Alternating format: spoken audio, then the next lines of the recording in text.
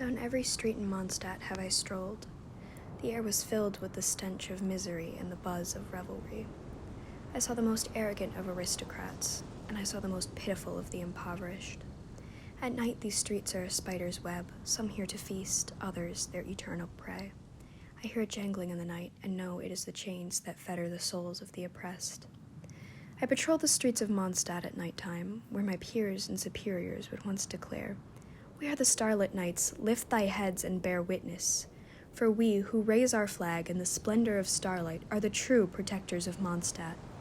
But not once have I lifted my head to the stars or gazed at our flag, for I cannot shift my focus from the filthy street corners.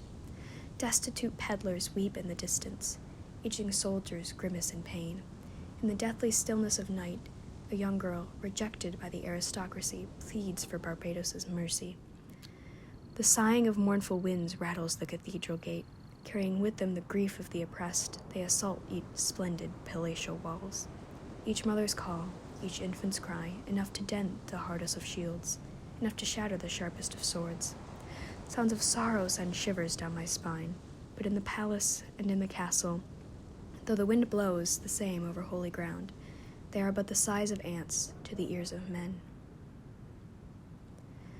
One day, at the crack of dawn, a dancer whose sword was her song set foot in Mondstadt, though clad in chains with cuffed hands and fettered feet. In her silence lay a song.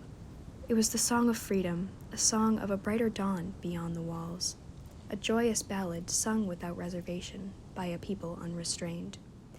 She was the dawn light of the wanderer's troop, but she spelled eternal midnight for the aristocracy. I once asked her, "Why do you come to overthrow our aristocrats? Do you not know that they are the first among us?"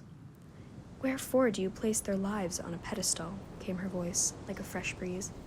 "If you claim to know the wind as your companion, then did you not once know freedom too?" To her lonesome listener she told a tale of her ruler's better ancestors who held divine power, a tale of angels, gods, and vile dragons, a tale of the deities and peoples of all the land. Each myth and legend she turned to song, and the wind carried the song to all corners of the land.